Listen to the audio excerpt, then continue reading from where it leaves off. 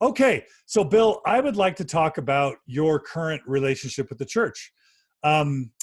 We talked about your relationship with leaders. It sounds like you have cool leaders. What are your beliefs about God? How would you describe your beliefs in God? So, man, the way I would frame it is Heavenly Father. Like, I don't know that there's a bearded man in the sky near a star named Kolob. I don't know that.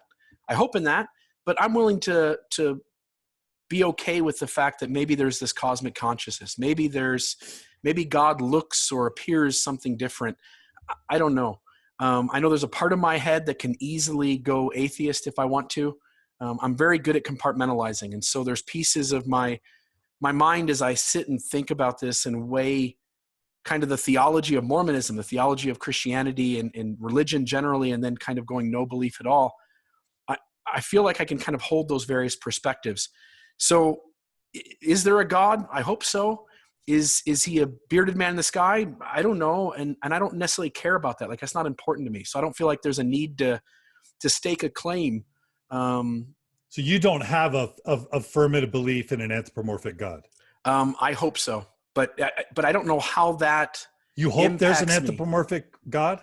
Well, I would say it like this, John. Like, how does having a physical being in the sky versus whatever else God could be, how does it affect like my everyday life and my No, but that's central to Joseph's doctrine and plan of salvation, that God is an exalted man, that Jesus is his literal son, that God has a physical body, and that we will be resurrected with physical bodies and have the potential to become God. I mean, that is central to Joseph's theology and Mormon doctrine. So that's why it matters. Sure, but the struggle is that Joseph alleges he saw them and I haven't.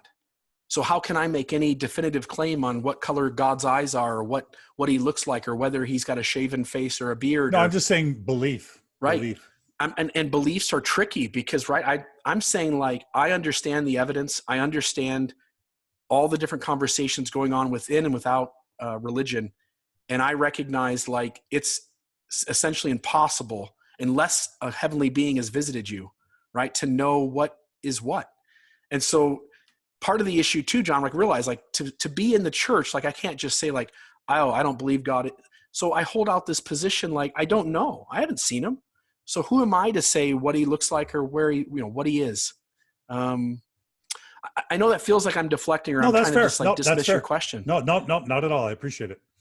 What about a historical Jesus? Was there a historical Jesus? And in your mind, did Jesus literally bleed for every sin?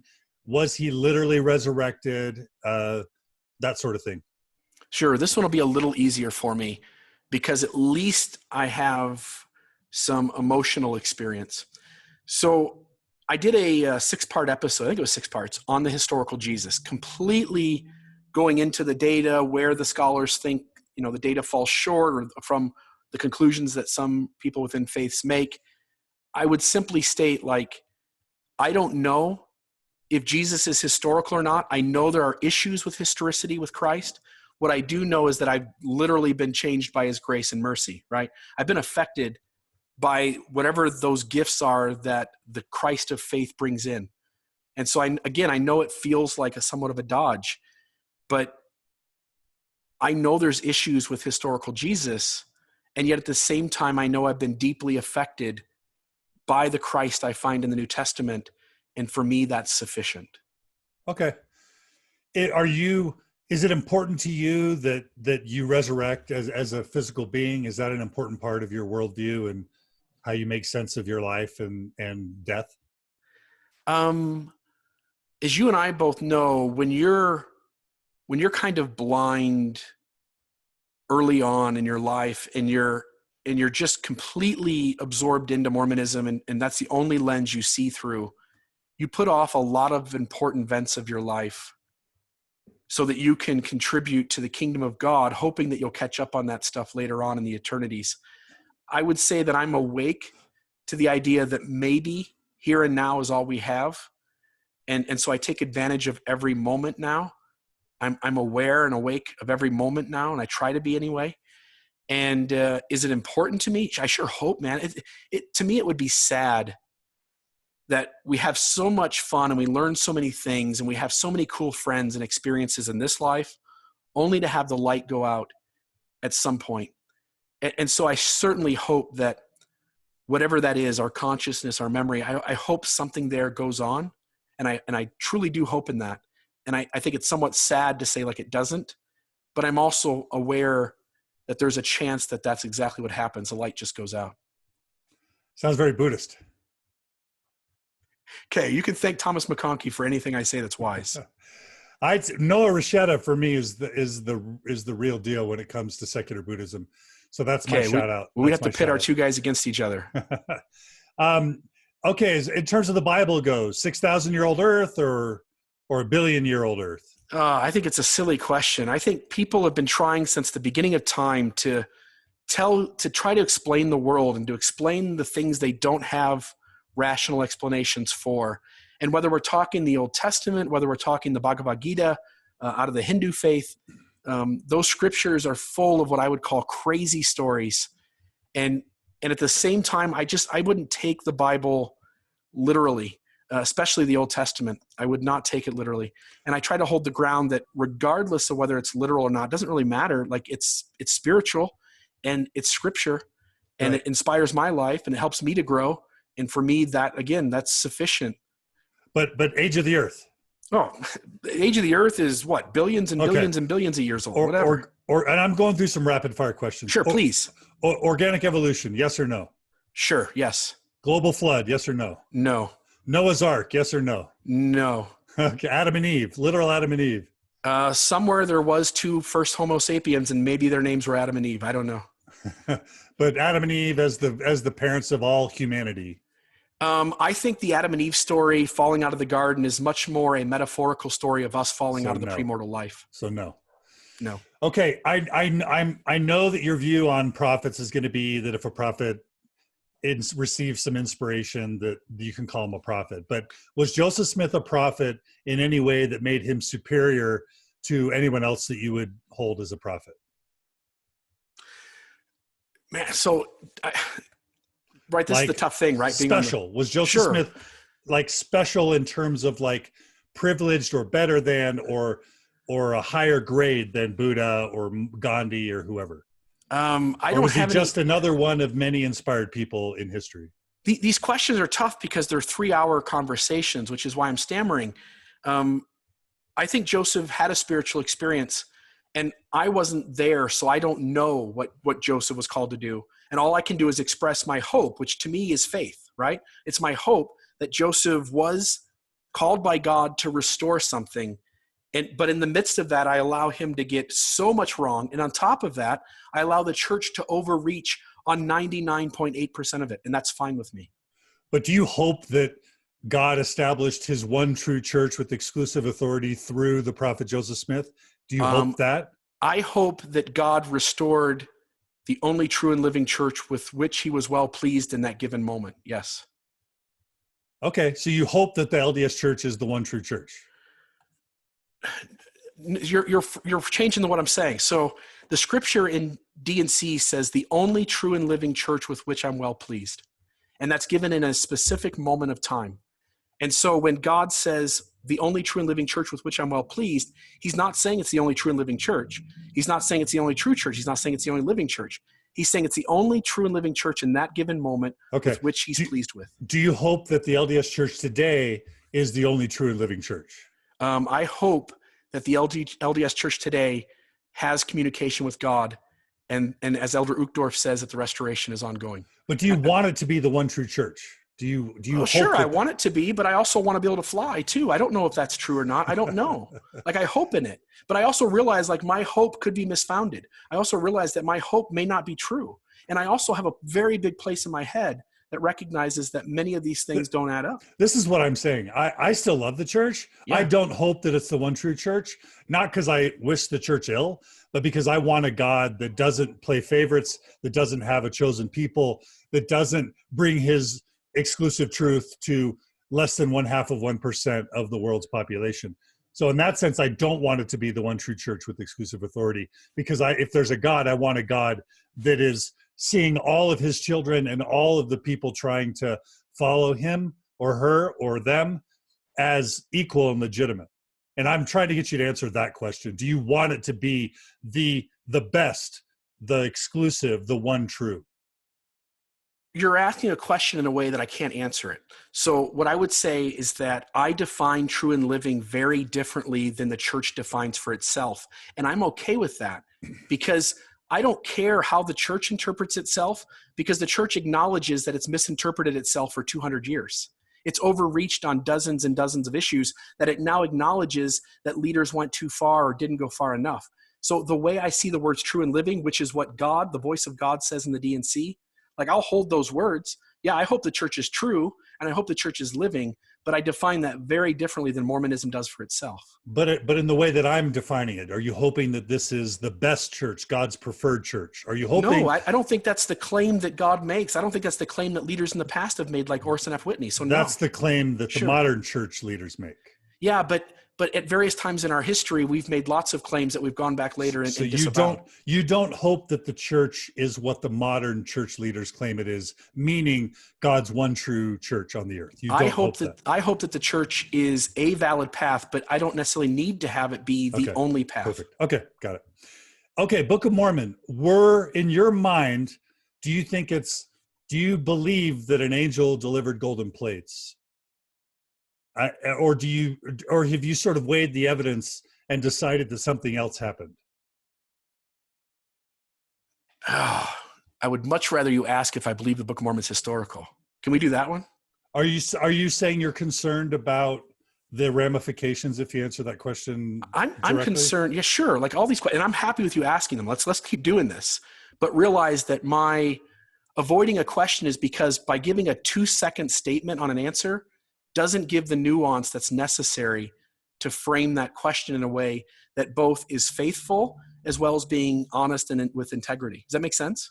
Sure. So, but I mean, I think it's fair to ask you, do you believe that an angel Moroni delivered golden plates to Joseph Smith? And that in your mind, you have assessed the evidence and you've decided whether or not you think that likely happened. Let's do this a different way. Intellectually, no. Okay. Intellectually, I can't make that work. But my testimony isn't all intellectual, right? My testimony is also inside my... Sure. Sorry about that. My testimony is also inside my mind, right? So, or inside my heart, I mean. And so I hope in it. Like, I hope that the restoration is real. And for me, Elder Uchtdorf says hope is fine. Hope is a testimony. Hope is a good start. So let's at least start there. And I know that you draw inspiration from the Book of Mormon, but I'm just asking a separate question, is if you believe that it is a historical document. Intellectually, I think you can explain 95% of the Book of Mormon is not ancient Americans and coming from Joseph's culture. I'm left with 5% to try and figure out how I explain it. And I'm okay, again, hoping that part of the Book of Mormon is an ancient text, but also recognizing that we've overreached a ton on how much of it has to be. One listener asked, do you believe that Peter, James, and John restored the priesthood to Joseph? That's from Paul. Again, I wasn't there. I'm hoping it. But I know this answer seems like a dodge, but again, it would take a 2-hour conversation. I get your answers. I'm not critical of your answers. Listeners, I'll just tell you what some of the listeners are writing. Rick writes, "Oh my gosh," and exclamation points. Daniel writes, "All he is doing is apologetics." Mark writes, "Bill sounds like one of the neo-apologists, Givens, Miller, etc. Not saying that's a bad thing, but it's awkward sometimes." Rick wrote, "Like a worm on a hook." Now, I don't want to sanction listeners being disrespectful, but how do you give a response to them that sort of explains why you're answering the way you answer? So in order to be on the inside of the church today, right, you have to say things a certain way. And the way you say things is very different than what you had to say 15 years ago. Right. And what you had to say 20 years ago. In other words, Maxine Hanks probably could have written her book today and said what she said. So in some ways, I'm holding out hope that I believe in a Mormonism inside my head that I'll be able to express in one sentence answers 25 years from now. But that's not the Mormonism we're in today. And so for any one question you're asking, I would have to do a 2-hour podcast interview just on that question where we slowly dissect it and say, what do I mean? Because there's people on the inside of the church that are simply looking for a 12-word soundbite so that they can come after you. And what I'm saying is, if I have to give you a 12-word soundbite, it's going to cross the line. Right. Right? But if you let me speak for 2 hours and express the thought fully, then I stay on the inside edge. Got it. No, I appreciate that. Rick, and there are also listeners coming to your defense. Let's see. Marianne writes, I totally understand where Bill is coming from. Brenda writes, Bill is staying true to who he has always been. He leads with faith. So don't think that they're all critical. Sure. Rick writes, your hands are tied, and I think I appreciate you admitting that. Paul, my buddy Paul, who interviewed me on episode, I think 30 through 32, I love Paul. He says, what does it say about Mormonism that you have to give these nuanced, subtle, vague answers to avoid getting punished? What does that say about Mormonism? It says that Mormonism is not, it's more mature than it was 15 years ago, but it's not as mature as it's going to be. And someday there's going to be a Mormonism where there's a safe space to just have authentic, vulnerable conversations, but I think it's a long ways away. Love it. Thank you. The racism in the Book of Mormon, the narrative that dark skin is a result of wickedness. Do you reject those narratives in the Book of Mormon? I reject it fully, but I think even the church today leaves room for Brant Gardner's idea that color doesn't mean color. And I think it's a crazy mental gymnastic way to go, but I think it shows that the church doesn't want to hold that position anymore either. Do you think it's possible that Joseph Smith just made it up and it's a fraud? That the Book of Mormon is not what it claims to be? Joseph was trying to make some money. He was trying to sell a book, maybe start a religion, and the Book of Mormon was just literally an attempt to do those things. Defining miraculous in a secular way, I would simply say that regardless of whether it all happened the way Joseph said or it didn't, it's still a miracle and it's still genius. And I'm still intrigued by that. Is it a fraud? I don't know. Like, I can argue that. I could also argue against it. But I'm willing to say, like, intellectually, there's a lot of evidence that points to it being just made up. Okay. What about the Book of Abraham? I don't think the church knows what's going on there, right? We give 5 answers and every one of them is problematic. And I was driving. So as a finance clerk, right, I'm driving with one of the counselors in the bishopric to the bank to drop off the money. And I know you're trying to be quick. Driving to the bank to drop off money, and we're talking about the Book of Abraham. He's a science teacher. And I said, in science, when somebody gives you 5 answers, he looks right at me and goes, they don't have any. And I think that's the issue. I mean, with the Book of Abraham, we do not have a good answer. I'm left to wonder if Joseph is trying to connect us to something divine through the means of making things up. And if that's true, and let me caveat that with this, in some ways it wouldn't be any different than any other scriptural text, right? In some ways, making up a narrative to teach a spiritual idea is very much in line with the Old Testament or other scriptures from other faiths. But is it a translation of the Egyptian papyrus in your mind? I don't think so. Yeah. But I can't buy the catalyst theory either. Which is what?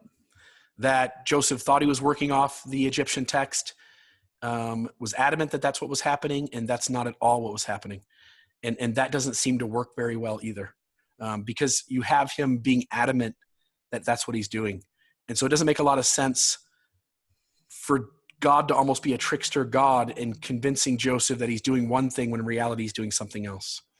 Is Thomas S. Monson a prophet for you, a prophet of God for you? And if so, in what sense?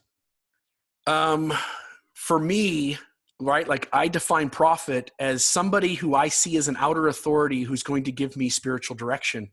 And I trust the brethren to give me spiritual insight in the midst of also giving me things that aren't correct.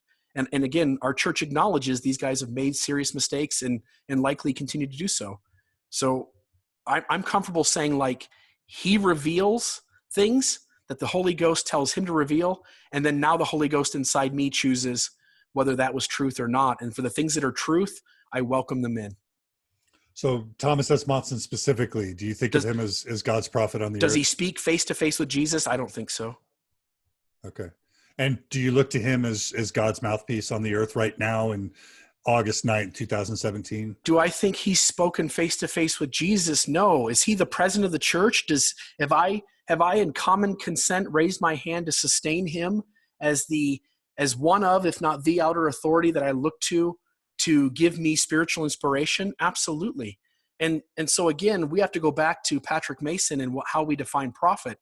And do I believe prophet as defined as these guys being like Moses, Noah, and Abraham and seeing God face to face and Jesus shows up in the room? No. Do these guys receive inspiration, and are they called as leaders of a church to give that inspiration to the members of that church, and the members of that church then in the Holy Ghost within themselves, their inner authority, weigh whether that's true or not true and to make use of it? Absolutely. Does the LDS Church have, the keys to salvation in a way that's unique or exclusive relative to other churches? So the only thing I can see as unique is if there's a God who values these outward saving ordinances, these outward mechanisms, as a way to establish where we stand at a certain place in our life. And again, I hope in this, if the ordinances have value, then certainly the church is called to be the administrators of those ordinances, right? It's an argument that Terrell Givens makes, that the church is the overseers or the guardians of the saving ordinances. And that's what we have keys to. But I also need to frame it that I don't think just members of the church have priesthood. I don't think just members of the church have the ability to heal anybody any greater than someone outside the church. Like, miracles of the same magnitude occur across the globe. And I'm talking about authority. Yeah. If the ordinances are crucial, which again, I hope they are, then this church has the ordinances and nobody else does. So in your view, Catholic baptism doesn't count to get you into heaven? No. But I also would say that Catholicism or the Pope offers something unique that perhaps Mormonism doesn't have as well. Cool. People are asking how you feel about the temple. Do you like the temple? Do you attend the temple? Does it spiritually uplift you? Does it bother you? Impressions of the temple.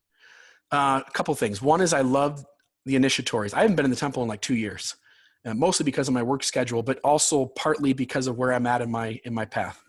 But I love the initiatories. I have no problem going there for those. The endowment makes me really uncomfortable.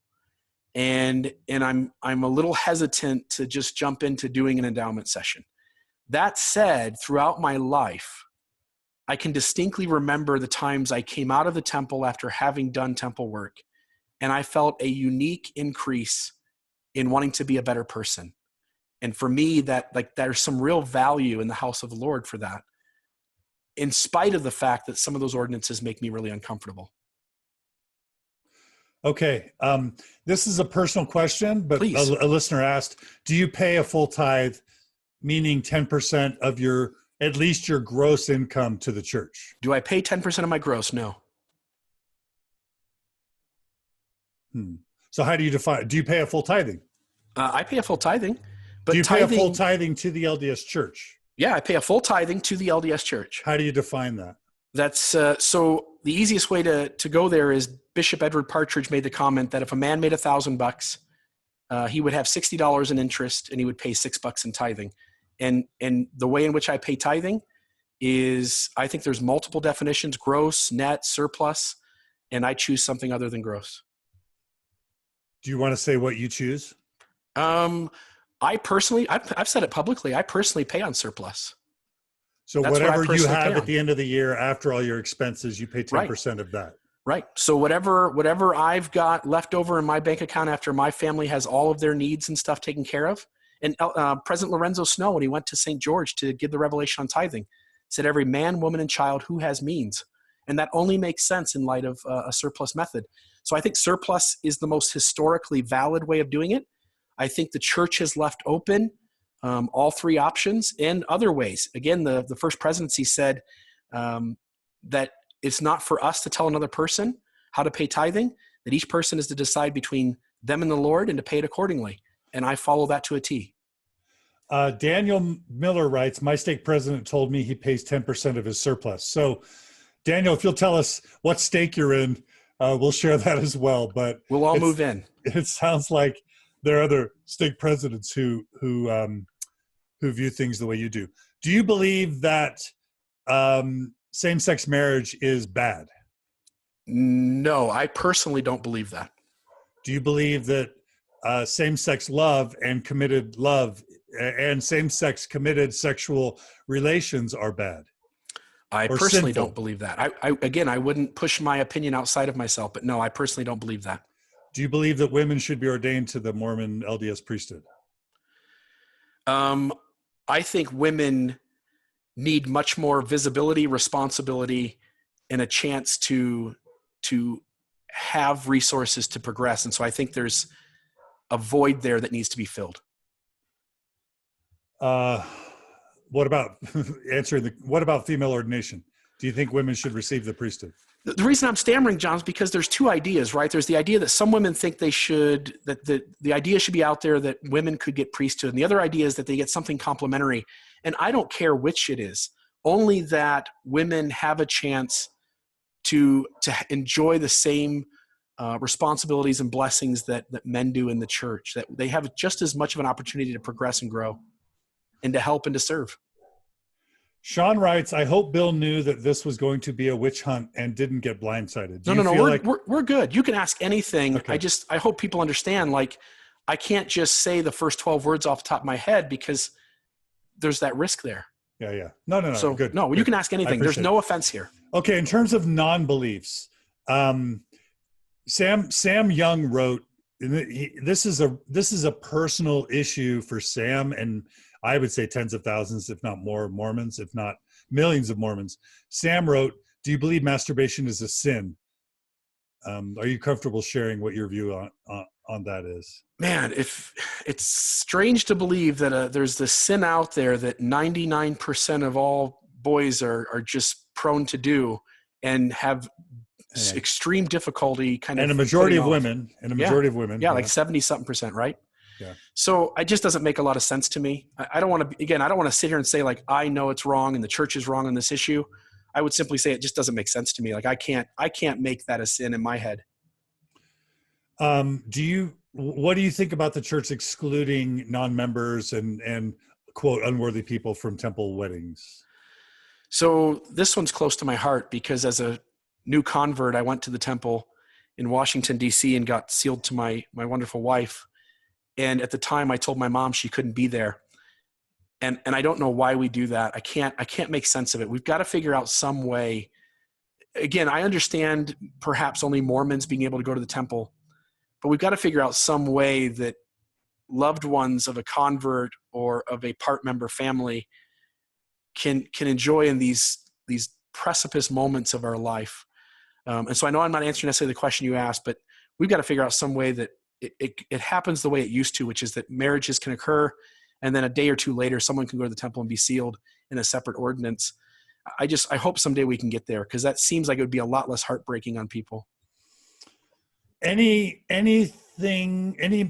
Orthodox Mormon beliefs or teachings that you're willing to just say you outright don't believe in, or is that too risky? I don't believe that white shirts are a mandate. I don't believe that Jesus was born on April 6th. I mean doctrine.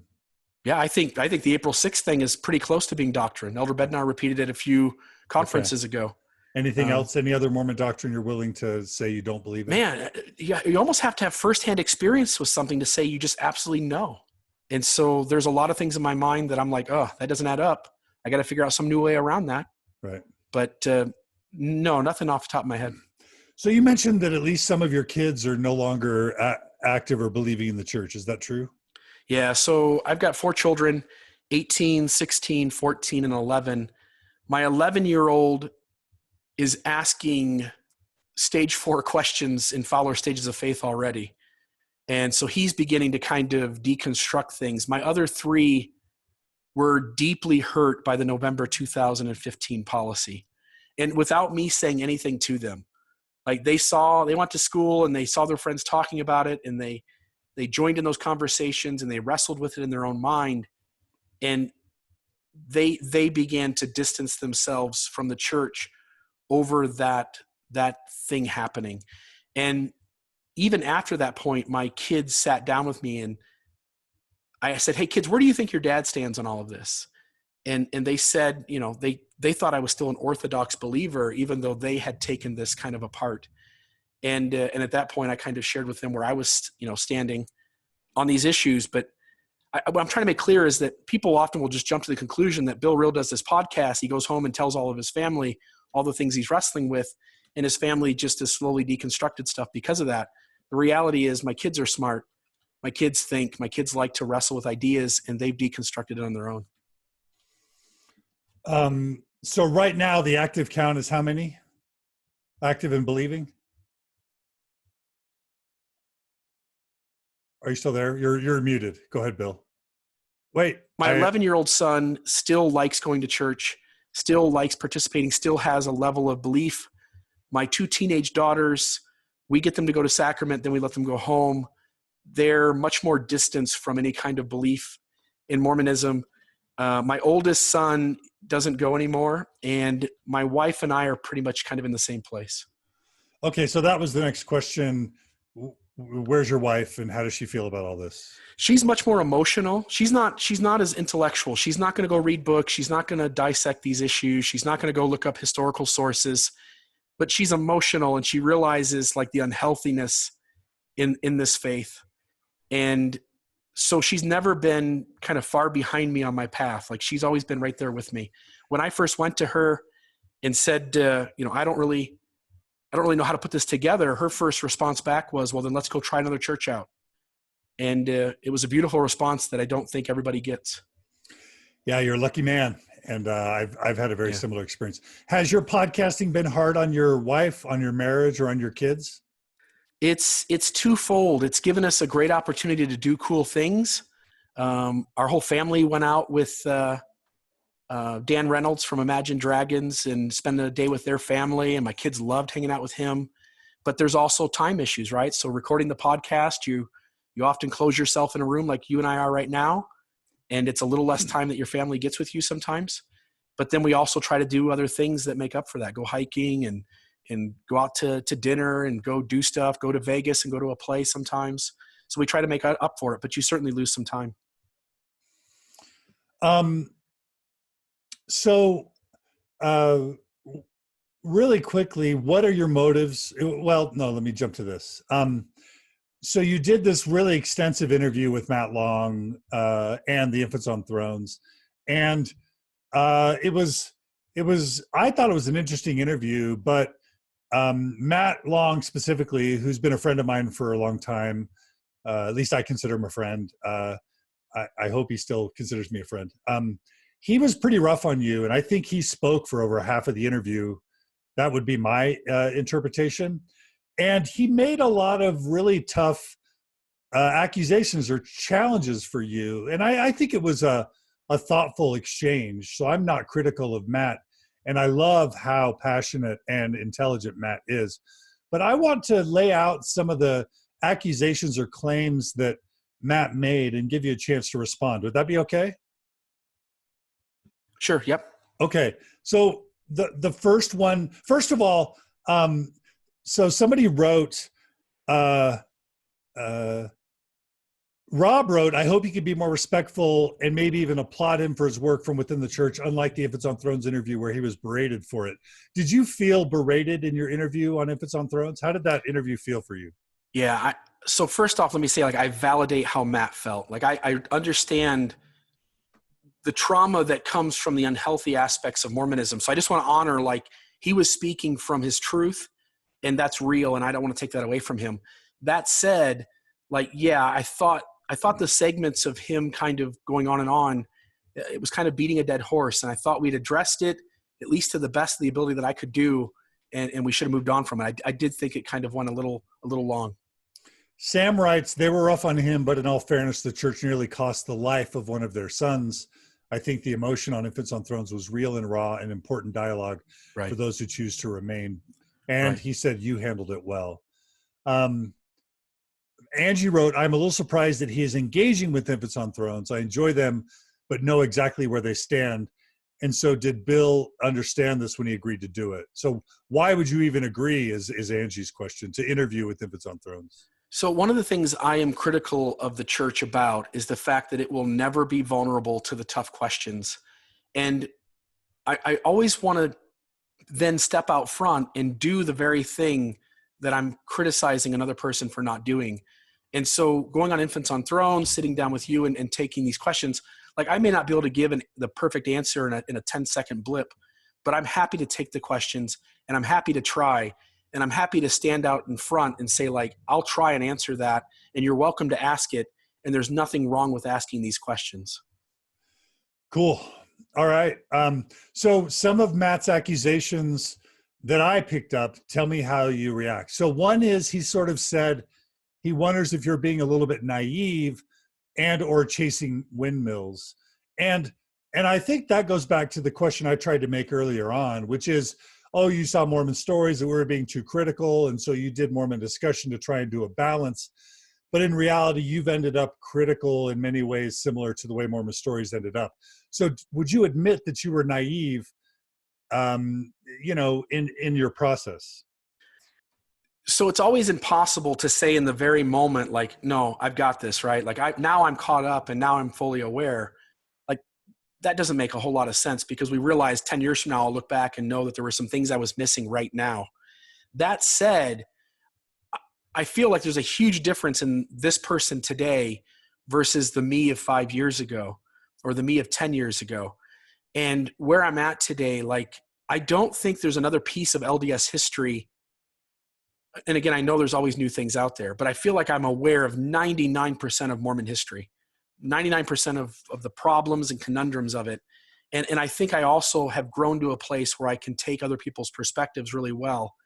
And so I don't think like I'm naive just because I'm in. I think it's unfair for anybody who's in the church and staying to just assume they're being naive, because if they were fully aware, they would be out. I think he means naive, thinking that you can make a difference. He mentioned chasing windmills like Don Quixote. Oh man, I get messages from people saying I saved their marriage. I get messages from people saying, like, I was suicidal last week and then I found your podcast and you've helped me slow down to process this. I can't minimize that. Like, maybe I'm doing more harm than good. Maybe I'm doing very little good. We can have those debates, but to say nobody's being positively affected, I think is the naive position to make. Okay. You said in that podcast that the church likely won't change for another 20 to 100 years. This is probably a bit of a repeat, but if that's the case, if the church won't fundamentally change, then why keep doing it? You can look throughout history at people who have made differences, and some of them made immediate differences, and some of them died never knowing the good that they caused. And I was taught when I joined this church that I was to help build the kingdom of God, and I was to do good in the world. And whether I see an immediate effect or not, I'm willing to fight that fight. Okay, well, I had a question for later that I'm just going to throw in here. Do you ever have self-doubt? And when I say self-doubt, this is me projecting, and I'm going to own that I'm projecting on you some of the self-doubt that I've had. But when I listen to you sometimes talk about, like, I'm taking the arrows that other lesser people can't take, or I'm taking the bullets that other people can't take. I'm going to speak out for the voiceless, I when I would hear you, thought about similar things that I've said, and what came to my mind is a lot of the negativity from the critics, which would say John DeLynn or Bill Reel has a hero complex. They're trying to be a white knight. Histrionic is a word that comes from the psychology literature that means a far more grandiose view of your place in the world than is really grounded in reality. And then you even invoked Martin Luther King Jr. and Mother Teresa and Abraham Lincoln in your interview with with Infants on Thrones.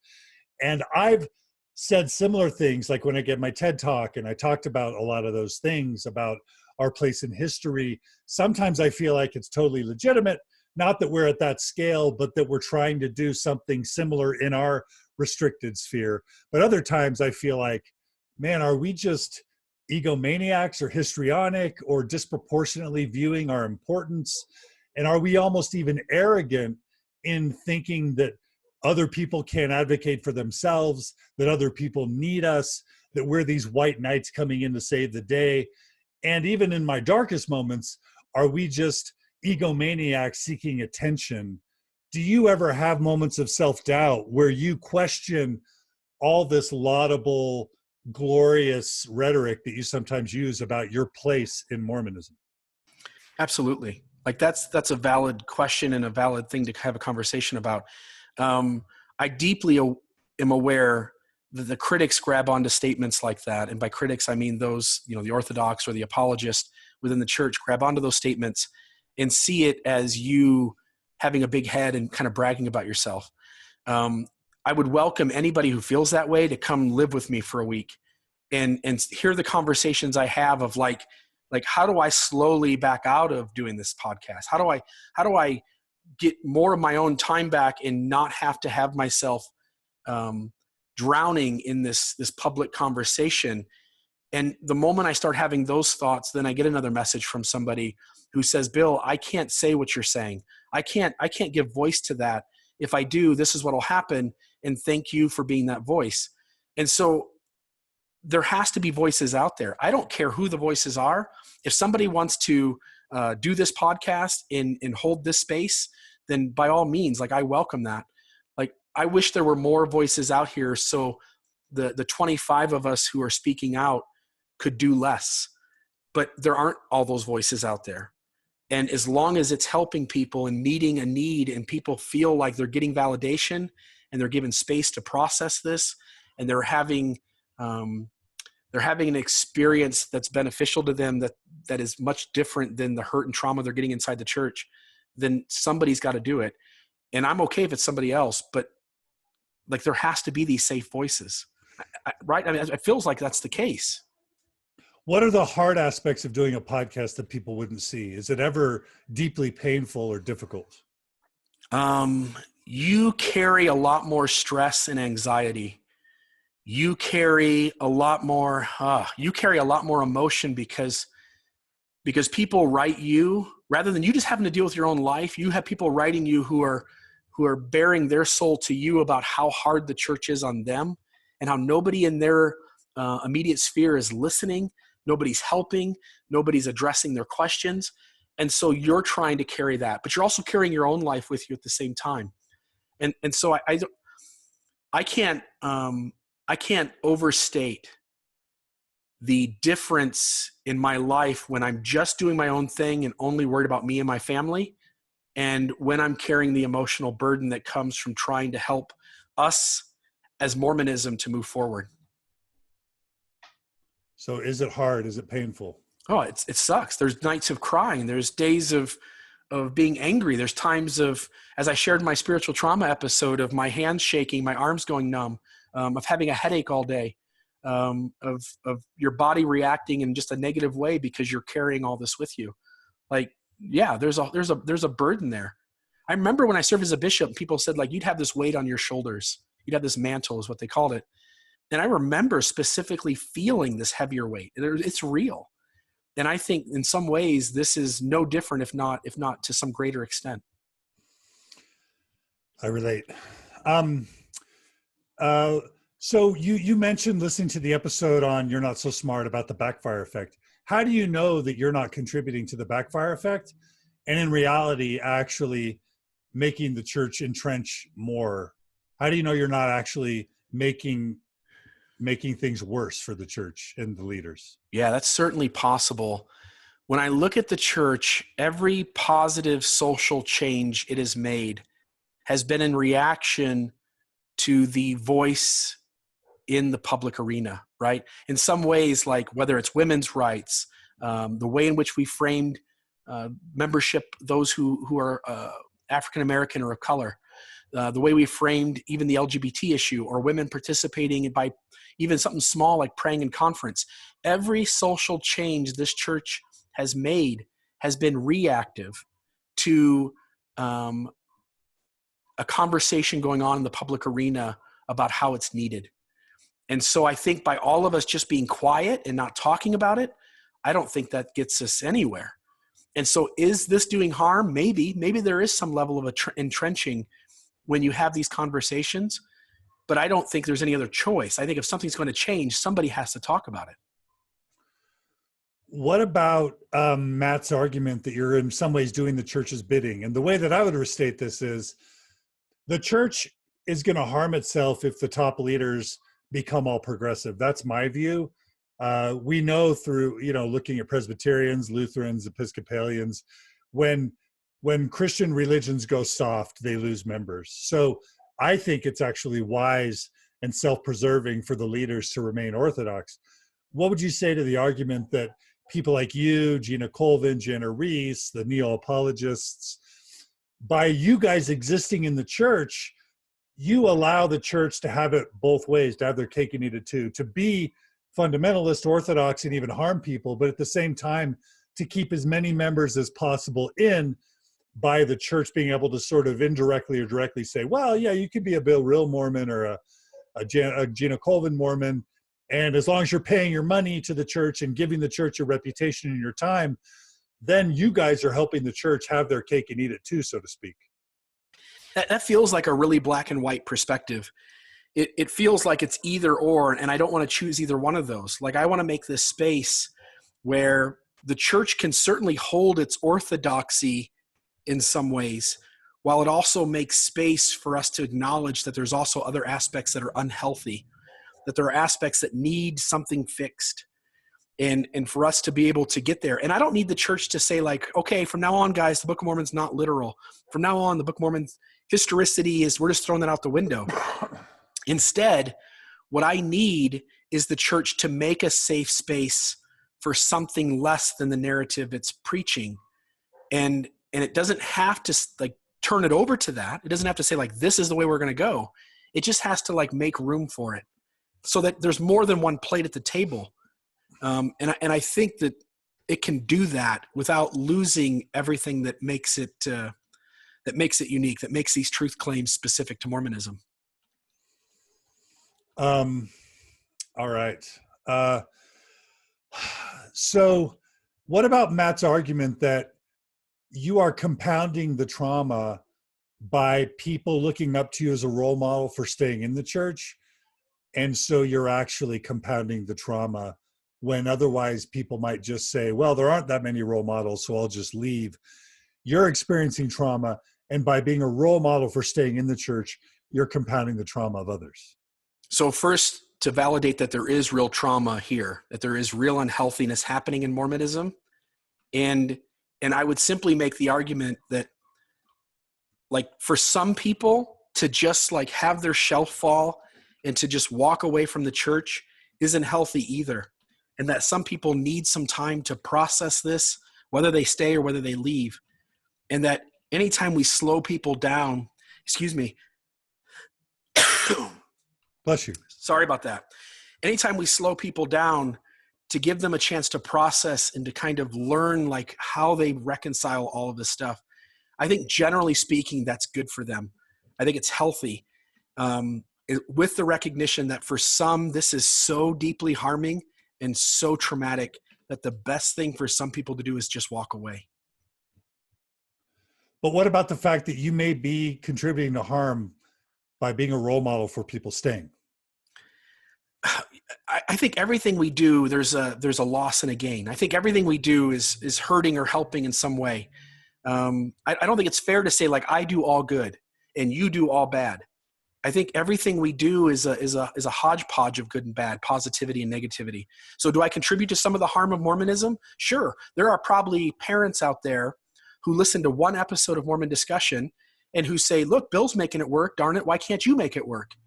Meanwhile, that person shared that episode hoping that the parent would see the nuance, right? And start to make more safe space. So I'm sure that happens. But on the other side, there's lots of positive feedback as well. And from my perspective, 98% of the feedback I get is positive. And so the worldview I have is that this is having a net positive gain. Totally. I love that answer. Thank you. That was helpful to me, actually.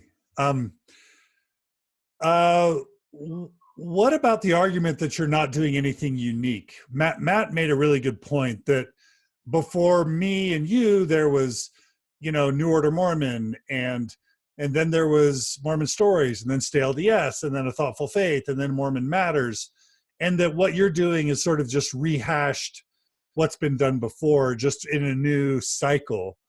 Is there truth to that? And what are you doing that might be different from what others have done before you? And is it wrong if you are just a rehash of what's been done before you?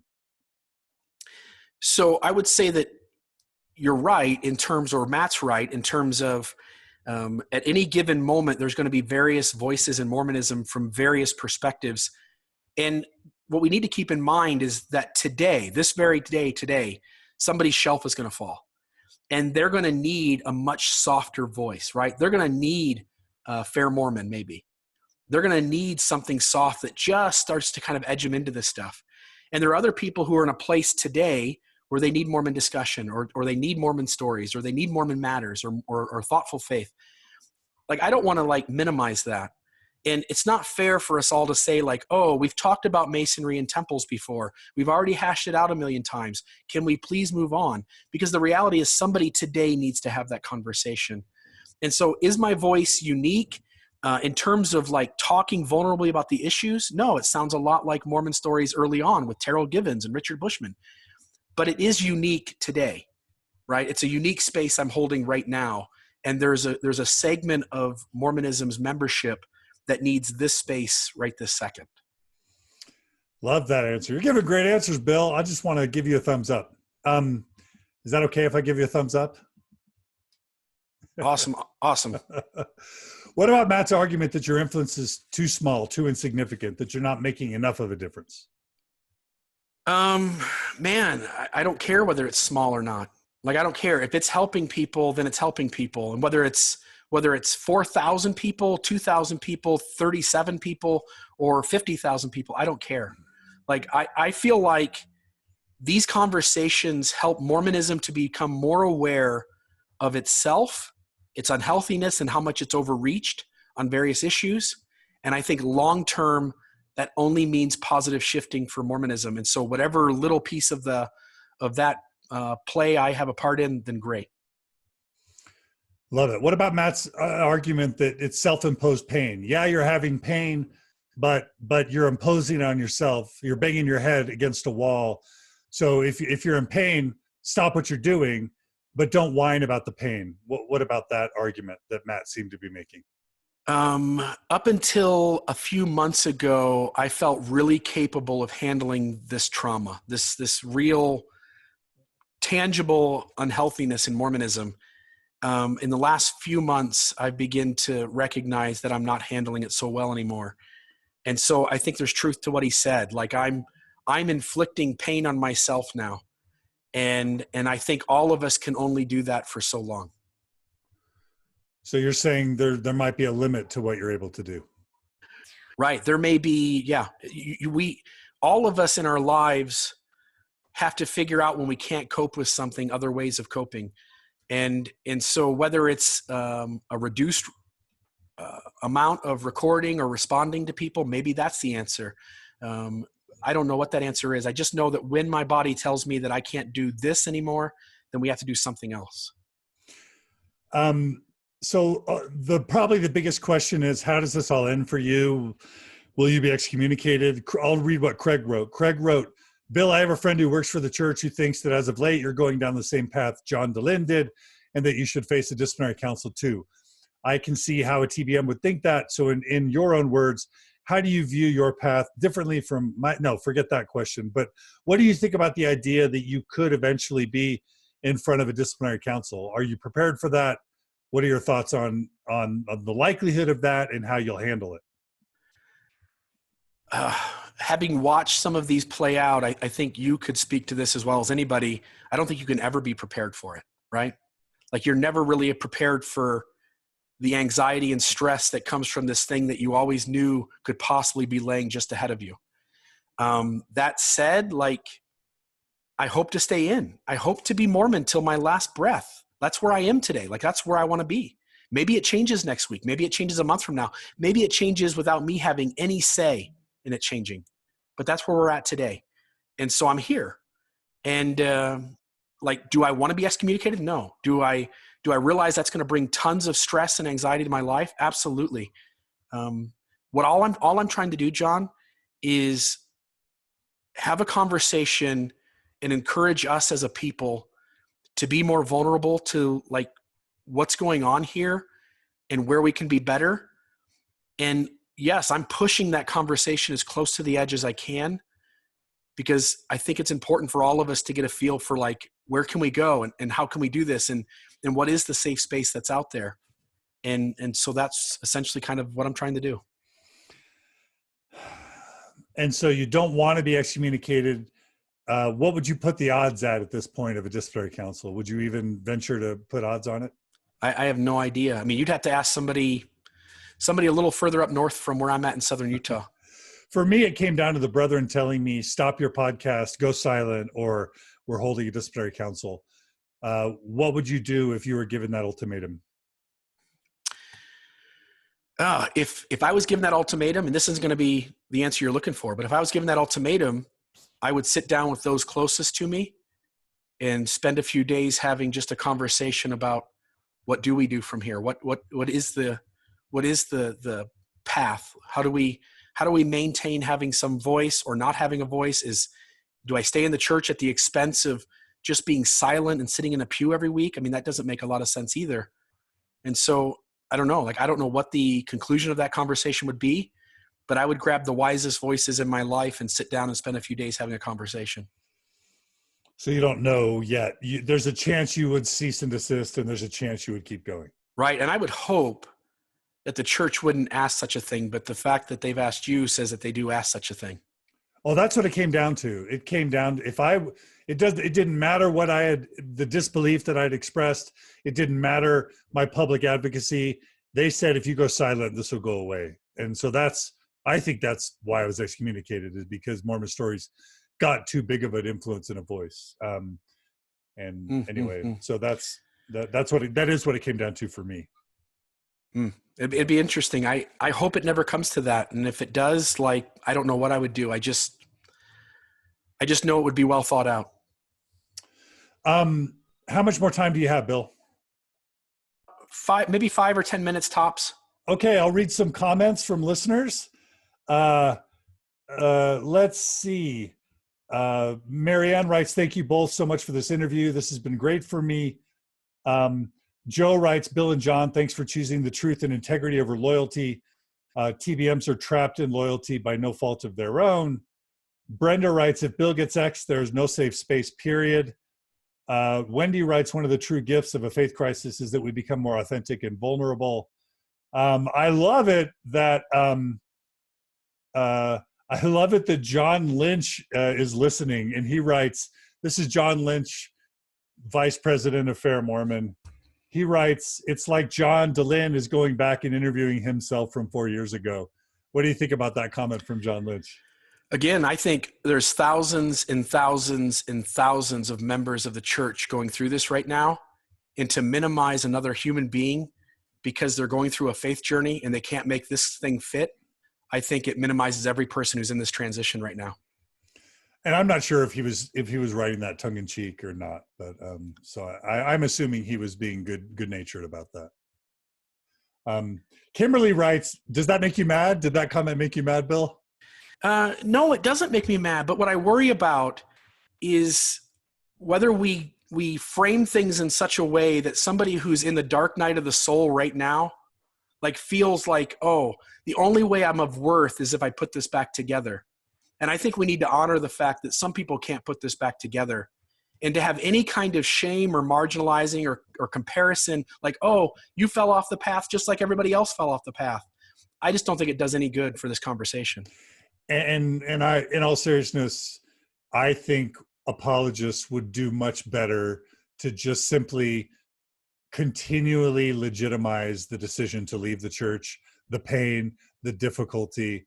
So I totally feel where you're coming from. And why, when someone is a Catholic and the missionaries go into their home and they teach them discussions, and that person commits to joining the Church of Jesus Christ of Latter-day Saints, and that person leaves Catholicism and comes into Mormonism, we applaud them, we honor them, we tell them how beautiful they were for making this really great choice and how happy their Heavenly Father is with them. And when that same person 10 years later leaves Mormonism to go do something else that they felt spiritually inclined and in their own development to do, why can we not honor that person in the same way? Love it. Kimberly Anderson, one of my favorite people on the planet, writes, Bill's podcasts are the gentle voice I hope that my children will hear when they decide to look a little deeper into the bigger reasons why she decided to leave. Isn't that a nice tribute from Kimberly? Yeah, thank you, Kim. I love her. We had breakfast together probably about a year ago now, and we spent some time at Sunstone last year as well, and just a cool lady. She's amazing. Okay. Yes, she is. So I've got 1,000 questions from listeners. I'll try and get to them. What is Radio Free Mormon, first of all? It's another podcast on my site. We're in the midst of turning the site kind of like what you've got in a sense in an umbrella with 3 or 4 other podcasts underneath that umbrella, with me just being one of those podcasts. Radio Free Mormon is an anonymous guy, but his stuff is just great. I think the best podcast episode of 2017 thus far is his episode titled Wrong Roads, which goes into Elder Holland's story with him and his son going down the wrong road and then kind of figuring out it's a dead end and wondering why God told them to do that. If you had to describe what Radio Free Mormon is, what type of podcast is it? What's its angle? It is a deep dive into the historical stories of Mormonism, being completely blunt to just how messy it is and doing it with a sense of humor. And everyone wants to know, who is the podcaster who does Radio Free Mormon? He is anonymous, so time will tell. Do you know who it is? Sure. Yeah, I know who it is. You know their identity. I know the secret identity. He goes into the phone booth and he changes just before recording. Okay. This is my question, and it's the question I was never able to answer. What change can the church make that's positive, that will satisfy you, that won't harm itself in terms of active members or money paid? So when you build your church on a narrative that we now know no longer holds up, I don't know that you can have it both ways. So I don't know that there's anything the church can do that opens up complete safe space to the messiness of Mormonism without hurting itself. But that's what happens when you build your story on a story that doesn't hold up, right? That's what happens when I told people when I was a child, when I made up a story and lied, or I withheld, or I described something incorrectly. Like, now I have to go back and fix that, and I can't do that without causing myself some embarrassment and some shame. Are you happy with the essays the church put out? And does that make you feel better or worse about the state of the church and its future? You would have never seen those essays or anything like them 15, 20 years ago. So it's a step forward. At the same time, we know how whitewashed those essays are. And on top of that, like, whoever put several months shy of her 15th birthday, I'd love for that person to come forward, because we know they are not comfortable with the data point. Like, they were so uncomfortable with a 14-year-old marrying the prophet that they had to word it some other way. That's got to be Brian Hales. It's got to be. Whoever it is, they are embarrassed, and they feel like they can't make that data point work. What would you say to someone who made the claim that you're trying to harm the church, but from within, and that you putting on the cloak of an active, semi-believing member is just a wolf in sheep's clothing kind of move? So there are tons of people right now who, as they read about Mormonism, are figuring out just what Bushman said, the dominant narrative is not true. As they read that and think about that, they need somebody out there to help them make the connection or build the bridge to their Orthodox family member who is not giving them any space or validation. And so what I hope to do with the podcast is to do just that, like to help connect the progressive or post-Mormon to their believing Orthodox member. And for that to happen, we all have to come to grips with the fact that our narrative is so far overreaching that drastic changes are needed. And so we have to make space for that conversation to occur. Any conversation that does that is going to be seen by the Orthodox member as threatening. Any conversation that does that, the apologist is going to see as threatening. But the reality is it has to happen if we're going to move out of this Orthodox way that doesn't fit. Someone asked, what were the big deal breakers for you that broke your Orthodox faith? If you had to list 3 to 5, what were the big ones? There wasn't any one issue. It was more of the overarching idea that why was I the only person in my ward who knew these things? Why was there no safe space to have a conversation? Why are our manuals so distorted in telling the data that we don't tell like the story the way it happened? Why do we need to paint Thomas Marsh as having leftover milk and strippings and Simon's Ryder over having his name spelled wrong? Like, what is it about Mormonism that distances itself from any kind of safe conversation, distances itself from any kind of vulnerability? And one day I just woke up and realized, like, why doesn't everybody else know these things? And it becomes clear that the church does not, at least up until recent, and still I think even today, does not want us to really be talking about the problems with this narrative. So what could the church do to satisfy you? At first, it just has to be open. It just has to say, like, yeah, we messed up and we made mistakes, and these are the mistakes, and here's the things we messed up, and maybe we have to backtrack on the we don't give apologies, and saying I'm sorry once in a while for the things we've done wrong. I don't think it's institutionally wrong for a current leader to apologize for what a past leader said or taught. But what if they've done focus groups and they know that apologies cause people to leave the church? How do you expect these leaders to do anything? You've already acknowledged that any positive act they make to satisfy you and others is going to harm the church. How can you expect these leaders to take action that's going to harm the church? I don't measure my life by whether me correcting my lies or my errors or my withholdings or my deceptiveness or my whitewashing. I don't gauge my life based on whether I can shield people from seeing that and they're going to change their perception of me, right? So I don't understand for the church, like, why its top priority would be that. Like, I don't care if we have 10 members or 20 million members. It doesn't matter to me. What matters to me is that I belong to a church that values honesty and forthrightness and vulnerability. And so if the church is using whether people leave or people stay as how it decides what it's going to do, then it's always going to have a distorted way of handling what it should do. But is it realistic to expect a church to harm itself? A church, no, but a true and living church, yes. What if it's not really a true and living church? Then I guess that depends on how it acts. What keeps you in? Really quickly, what are the parts of your faith that remain, and what keeps you in the church faithfully, like spiritually, whatever? I love the community. I love the people. I love you always talk about loving the hymns. I love the hymns. We just sang Be Still My Soul last Sunday. It's a moving hymn. I love it. LDS history is fascinating to me.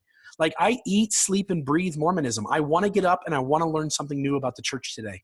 Like, that's how I live my life. Like, I find Mormon theology and Mormon history to be deep, and I love the messiness, and I love the conundrums and complexities and contradictions in our religion. And I love the conversations that go on. And I think in some ways, Mormonism is true and living in that it is waking all of us up. We're all opening our eyes. And everybody who's tuning in right now, like, all of us could probably look back, and the majority of us would say it was Mormonism that finally caused me to just open my eyes one day. And almost zero of those that go through that faith development, that cognitive development, look back and wish they could go back to where it was. Like, we all are grateful that we're where we're at now, that our eyes are open and we're living life aware of what's going on. And I think Mormonism does that. And so whether it's theology, history, community, hymns, or a catalyst for faith development and cognitive development, I find Mormonism valuable for all those reasons. People want to know if you've ever interacted with any general authorities or apostles of the church. I've had private emails and phone conversations with Elder Holland. I've had private phone and email conversations with Marlon Jensen. I wouldn't go into the specifics since they kept those private, at least on their end. But I would say, like, I don't find anybody having great solutions to the questions we're all asking. And it seems like at the end of the day, everybody just says like, yeah, it's messy, but have faith. Is there anything you can share about your conversations with Holland and Jensen?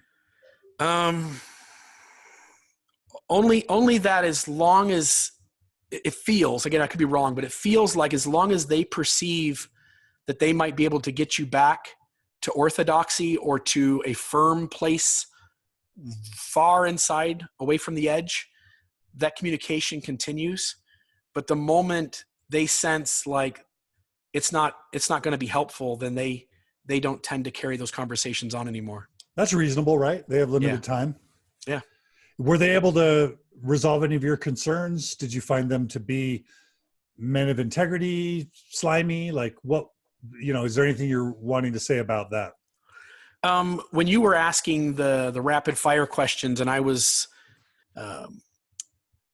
struggling to give you a straight answer on any one of those questions, I often feel like that's what it's like when you interact with general authorities, is that there really isn't good answers sometimes to these questions, and they really don't want to be on the record addressing any of those specifically. And so it feels sometimes like you're being dismissed a little bit. At the same time, like, I don't know, like I don't know what else they could do. Like, I don't know what else they could throw at you. Like, it helped at the time. It helped me go another 3 months without being back in that same place again. But it isn't a long-term fix. Got it. All right. Well, I think we're running up against the time you need to go. We have sustained well over 230 live listeners throughout this entire podcast. We've had over 5,000 views just of the live episode, which I'm really happy about. I just want to give a shout out to all our listeners live. You guys made this interview. 6,869 views so far. That extends well beyond once we release it. So what a great interview, Bill. What are your final comments you want to make about your beliefs, about where you are now, about the future, about your podcast? Give us your closing statements, closing beliefs, your closing testimony, whatever you want to share. And unmute yourself. Yep. Sorry, I had a phone ring there in the background, so I wanted to wait till it was done. No worries. I would simply end saying, like, we all know Mormonism's messy. We all know there's not good answers to the problematic questions. We can put up apologetics all we want, but the reality is the 15 to 25 of the most problematic questions just don't have good answers. And we've got to come to grips with that. And I know some of us are still trying to figure out ways like, I've got to put this all back in the box the way it was before. And I think it's valuable to learn, like, that's not normal. Most of us aren't able to do that even in our lives. Like, we progress and we grow and we change and we develop. What I would say with Mormonism is that Mormonism for me was worth wrestling with. It still is worth wrestling with. And so I know some people leave, and I know some people have to leave because the trauma is just so deep. But I would also suggest that for others, like, there's value in staying in this thing. There's value in wrestling with this. And for me, it's been just a huge catalyst for personal development. It's been a huge catalyst for my own empathy, for my own understanding of others, for my own ability to take other people's perspectives.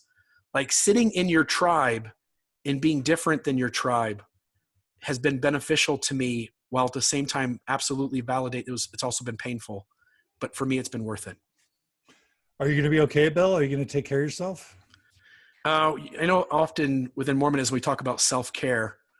And I've got a good group of friends who know when the time is right, and they take me out and we go do some fun things and find ways to just walk away from this for a couple of days at a time. Can I ever come?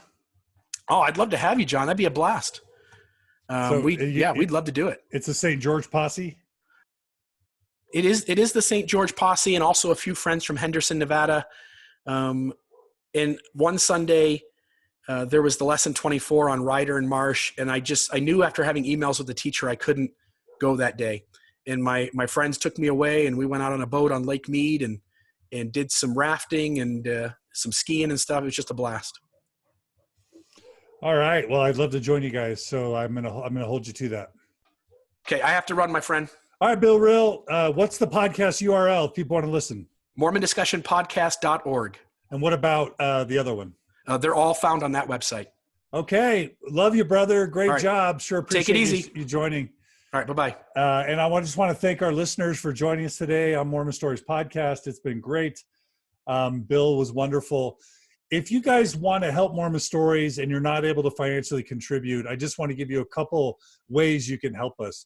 One would be to like us, our Mormon Stories podcast page on Facebook. Another one would be to give us a 5-star review on the Mormon Stories podcast Facebook page. That won't cost you anything. It'll help us significantly. We've had some detractors recently try and give us negative reviews who clearly didn't even listen to the podcast. So you guys will help us have a better average review. I would also love to have more iTunes reviews. So if you could go to iTunes, log in iTunes, go to the Mormon Stories podcast and give us a 5-star rating and a positive review, that would help us a lot. Of course, we want to thank everyone who donates financially to Mormon Stories, the Open Stories Foundation. Your donations keep us going. I also want to ask, if you value this programming, please don't be a free rider. Please contribute $10, $20, $50, $100 a month, whatever you can afford. We promise that we'll always be transparent with our finances. We'll always use the money to grow the influence of the podcast. We have Amy Grubbs, who's our director of operations. We have Cody Layton, who helps us with production. We have new people that are helping us with the events, and we're grateful for them. There's so much expense that goes into accountants and events and IT in the background and marketing and other types of expenses that we just really need. We really need your support to make all this possible. So please, please, please support us financially, and we'll do good things with your contributions. We also want to shout out to Sharon Price, who helps us with the events. She's been doing a great job. And again, please support us so that we can keep the Open Stories Foundation going and keep the mission going. Thanks to everyone who joins us live.